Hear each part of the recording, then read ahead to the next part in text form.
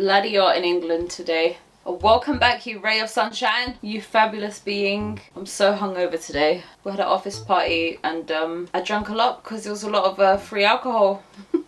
And I just overdid it a little bit. And then I had to go out busking this morning because I was booked in at Charing Cross from 12 to 2. And yeah, it was a bit dry.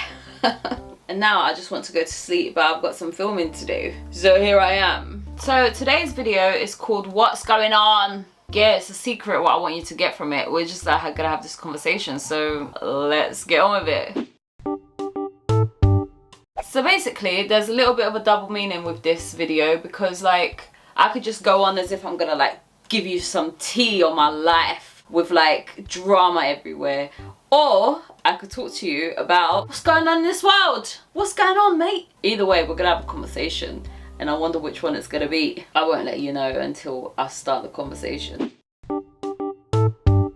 You know, like there's loads of spiritual people online and they like talk about if you feel like you don't belong in this world and that everything in this world is like really weird, then your soul is from a star system that's like very far away from Earth, and that you don't really come here and incarnate into Earth, and that's why everything is so abnormal. But you're supposed to be coming here to teach the world its new ways, and that's why we're here in this abnormal world. And there's so many of them that speak that way. But if that's the case, yeah, then what's going on with everybody else in this world? Like, why are they not like that? And that's the thing that I find frustrating about like living, is that there's no explanation anywhere. There's just like people's logical observations of things and how everything appears to be. But we can get things so wrong, and like you could look at somebody, assume things, and then you get it absolutely wrong. So how can we base all of life choices on bloody observation,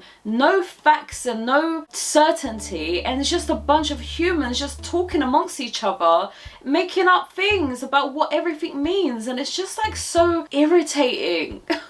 And you know what, we're not even transparent enough with ourselves, because like I'm watching something play out, we think of them in this particular way and they are like not very nice people, because why would you do this or why would you do that, and you're making up all of the whys. And then meanwhile they're upstairs going, yeah, because of them people downstairs and and we're just all just like making things up, creating enemies out of each other because we don't know how to just be like straightforward and honest. And when somebody hurts our feelings, like the first reaction is to go, do you know what, F you, F this, I'm leaving. Instead of like actually just clarifying and confirming that this is happening. Like, is this happening? Are you being a right now? Is that what's happening, or am I misunderstanding this?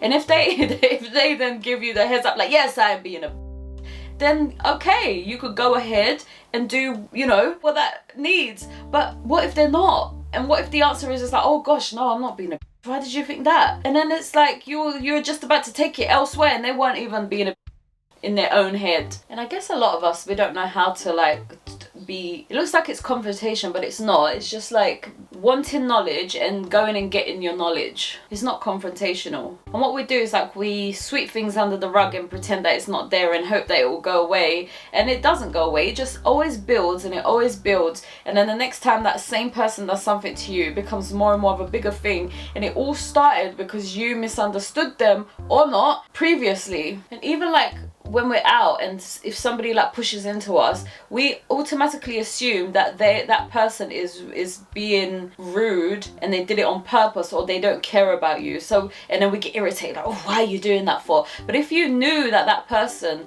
had no clue that you were standing there and they're just being ditzy, would you be as angry? Or would you be like, oh, no, it's all right, that was a mistake, you know? Because we're assuming what people are thinking in their heads and what they're feeling in their bodies when they make these mistakes. Like, you just don't care, you're such a reckless person, and you don't even have space awareness, so then you're like bumping into people like you're so reckless. And like, what if that person actually has like ADHD and they don't have spatial awareness, and then here you are being angry at something that you don't even understand, and you're assuming what it means, and the whole world is doing this. because we're not talking to each other. Nobody's talking. Nobody wants to talk. And me, I'm all about talking. My son might hate that about me. If we're having a problem, I need to talk about it. I need to process it. And I know that not everybody's like that, because they end up saying things that they don't mean, and then they can't take it back, so they'd rather not talk things through when somebody else wants to talk things through. But this whole world is just a bit of a mess. And I met somebody who's a Jehovah's Witness, and she was saying that, like, how people justify it is that God is allowing the devil to show its way, because the devil obviously wanted to rebel, and because God is kind, God was like, okay, show me your way. What's your way? Go and show me what you're doing. And now God has allowed the devil to show his way and how he would do things, which is all of what's going on now. And now it's time that God is now going to say, okay, this isn't working. I gave you your chance. Now we're going to stop this. This isn't working. And now it's coming to the time where God is going to intervene, according to the Jehovah's Witness. And everybody has a similar story in their religion, that God is going to intervene. Rather it be, you know, at the end of time. I think that's what the Muslims believe, like the final day or something. God will intervene, or when you die and you go to heaven, you know, punish the people who were bad and reward the people who are good. But this is abandonment, because I can't help but see the way I see with Gabriel. And I see myself as a clever person. I have created and nurtured a clever boy, so I understand what it means to be clever, and I wouldn't need for my son to go through harsh lessons to become stronger. And also, that's only in a premise of a world that is a bit stupid and aggressive. And I don't want to build that world. I don't want to promote that world. So I don't want to get my son ready for that world. I want to create a new world. So therefore I want to get my son ready for the new world. And I would never allow my son to have to go through the devil's world, and I'll just leave him there to just do it. I would never. That's abandonment. I have abandoned my son in a world that is hostile and that he doesn't want to be there. He's crying for me. He's asking for my help. He's asking for me to make it stop, and I cannot. But as God, I can, because I am the most powerful one in a situation. And also, as a mum, I wouldn't even say I cannot, because I would take my son away, and I would make him safe, and I would make him happy, or whatever he wants from me. I'm going to do it because I love him, and I want to care for him and look after him. So this, whatever's happening, however you paint this religious picture, it's abandonment. I am being abandoned here in a world full of hostile people, and I don't belong here. It hurts my feelings. It makes me cry all the time. I hate existing in a world where people are so mean and so, I don't know, selfish, or they're not even aware of each other. I was on an Instagram post the other day, and this woman, I think it was the Darius CEO guy, interviewing a doctor who said everybody can go for a walk, everybody can do it, everyone can walk. And when I was hearing it, I was like, oh my gosh, not everybody can walk. And I understand what she was saying. Anyway, so I went to the comment section to see if somebody picked up on this on this thing that she said, and there was like loads of people. And then there was one particular one who says this is ableism. So I went on her thread because she had loads of replies to her comment, this is ableism. And oh my gosh, the anger that the people were giving this girl, like, oh my gosh, get over it, so what, you're disabled. Like, she didn't mean disabled people clearly because you can't walk, like, get over yourselves. And they were so angry at this girl, and then loads of people trying to stick up for her, and it just was so disheartening to see like how angry we are at each other. And me, I would have just understood the pain, because if you need help, you're asking for help, somebody's telling you go for a walk, and you know you cannot go for a walk, and you want that help, and they're just like, just saying go for a walk. It's hurtful because it doesn't help you, it's not helping you, and this statement is not helping, and it's not changing anything, and it hurts. So of course, in pain, I'm going to tell you that you're not being very nice towards me because you're telling me to do something I can't do. And I would understand that pain. And instead of just bashing this disabled woman for calling it ableism, is it called ableism? I don't know. I don't know if I'm making up a word. Either way, everybody's like justifying this like good and bad balance. Even the spiritual people, they're like these evil beings, and we have to like fight them. What I am understanding though is that when people are in a place that they want to be, where they're happy, they have access to things, they are not stressing about money, and they're not stressing basically, and things are going their way, they are much more happier and much less impatient. So this like anger and irritation is usually because something in your life is not working, and you're feeling like you don't understand and you don't know what's going on, and it makes you upset, and then you just have like a reaction because you're upset, and you have a bad reaction to people around you because you're upset. And when things are going right for you, you don't really get in that space of being upset. So, but we're not strategizing on how we can heal all of this, because instead we're saying that this is just the way that the world is and we have to accept it. So we're not trying to change it or strategize it. And what I want to do is talk about all of this, strategize, make a new plan, make a new way of living, so then people can deal with these things better. So then we're not all hating each other, we're not walking around like little tiny bombs just waiting to bomb out on somebody who's doing something that you hate. Why? Because you're stressed out and you're upset. Instead, we need to understand how to make people not be stressed out and upset, and how can we like make a world that works for everybody, because clearly this world is not working for everybody, and it only works for the people who are successful and who have money. That's the only people who benefit from this world, or people who are not even in the middle of these systems. But again, that's not a lot, because these systems has taken over a majority of the world, the money systems and working systems. And I think it's because people are getting in our way. I have an idea, I want it to go like this, but you come in my way and you stop it, and it's like and you have no idea what my idea is, and so then you're so blind to what I want, and we're not sensitive enough to turn up and kind of go, am I intruding on somebody, or am I welcome here? We're not even aware of that. Why? Because we're not, I don't know why, I'm not sure why. Some people are emotionally intelligent, they're aware of their space, they're aware of how other people feel or how they might make other people feel, and some people are absolutely not aware, and they turn up into your life, they block you from doing things, and they have no idea how they're making you feel. And I don't know, all of this is just like causing the world to be such a bad place. But people who have a good life going for them, they don't even see that. They're like, no, the world's not a bad place, the world is what you make it. Really? Because if you had somebody in your house who was like hitting you every day, and if you left them you wouldn't have a home, and if you left them like this bad and bad would happen, like, and you don't know what to do, it kind of feels a contradiction to say like you make your life what it is, because right now I don't have any options and I'm being attacked left, right and center. And it just feels like we are not understanding each other, not sympathizing with each other, and we just make statements that are a bit rude and insensitive. This other person said that what's going on with the sun right now is activating our bodies in some way to make us, you know, different humans. So I guess that I think we have to have very reactive leadership in this world. So we have to go with what it is that the moment is asking for, because sometimes people just want to have fun and they want to be with each other, and then the moment that they don't want to, you take them away and put them into a space where they're learning and they're receiving and they're being quiet, and then the moment they don't want that anymore, they come out of that space and go and socialize and be with people. But we are setting rules up for everybody and they need to follow them the same way, so it's not working and it's forcing people and it's making people upset. So we have to be very reactive in how we treat each other and how we learn. But we have to learn, and there's so much that we need to learn. But emotions and feelings and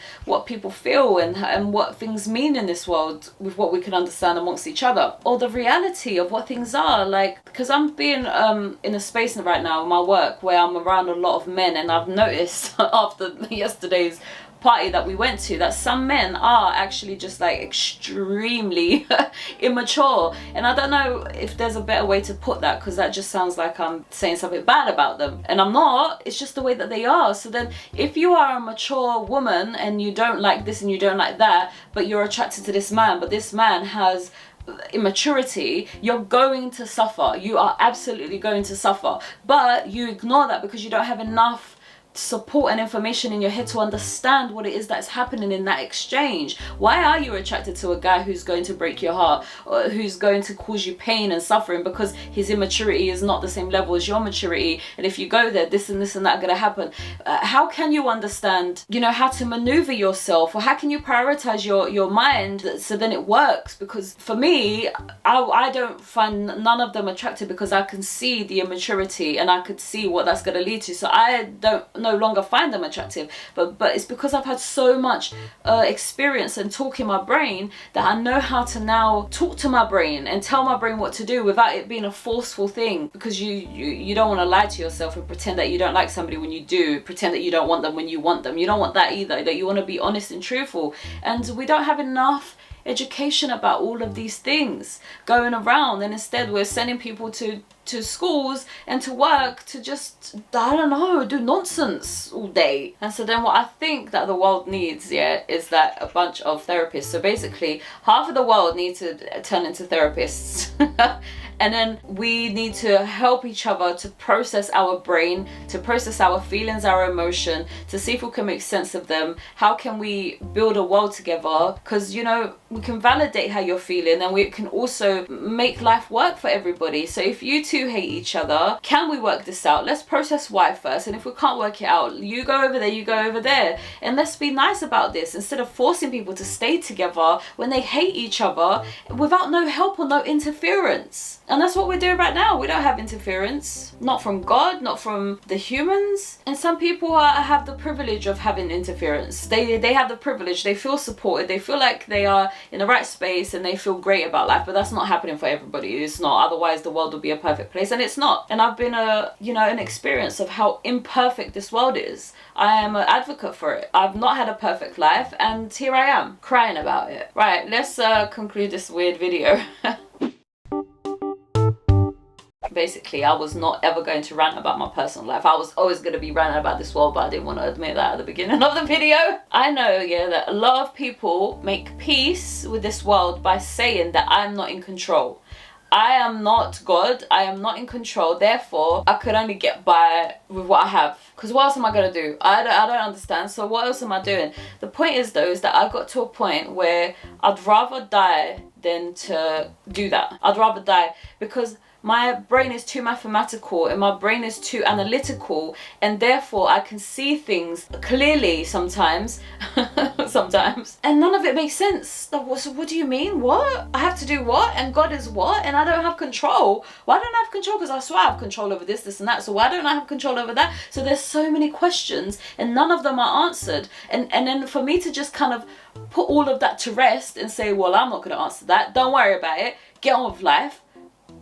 I naturally can't do that because that's not how my brain works. So it's like I'm being put in hell to tell my brain to shut up, basically. It's like hell. And so then all I can do is either die, so then I'm free from all of this pain, or answer the freaking questions, so then my brain can conclude it. And I cannot be the one who says, I don't have any questions, I don't have any answers, therefore I'm not going to be bothering about this, because my brain doesn't do it. And so then I guess the world needs like much more role models, like so many of them, because unfortunately the role model you have in your home is not, I don't know, something is going wrong, right? Because when I'm walking in my workplace, there's like a bunch of people that are clearly being a bit unkind with how they look, with how they carry themselves, with how they use their eyes, and all of these things, that the fact that they don't smile at you when they walk past, and all of these things. So there's so much education and role models in this world that are creating humans like that.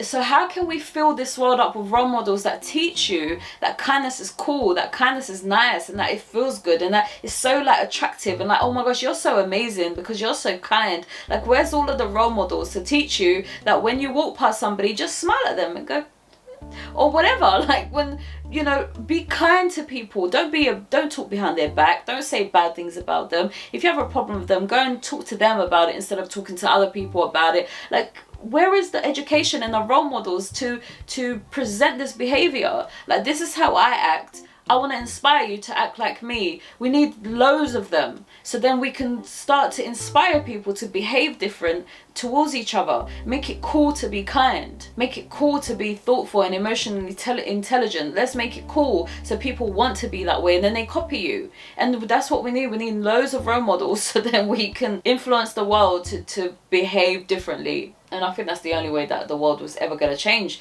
is influencing people to change. There's no magic button. There's no God in the sky that's going to come down. There's no fear of like judgment day, because you know people don't care about that, and they just go and like ask for God for forgiving us after doing something bad anyway, and God is all forgiving, so he's going to forgive you because you truly mean it when you say you're sorry, you know? Right, quote of the week. Wanna write a song that'll change the world, change the hearts of a broken home. I wanna be the one who's standing there staring back in your face. I me wanna run, spread my wings and fly high in the sky. I know just what to say, I know how to guide in your way. Watch me fly, I'll give you hope. All you need is love. Okay, I know that was not a quote because I actually didn't even write a quote. I forgot to get a quote. Therefore, I just sung you I sung you an extract for one of my songs, and it's called "All You Need Is Love." Because I think that's actually that's all that you need. That's all that you need is love, and kindness, which is love, and intelligence, which is what is intelligence? Is it love?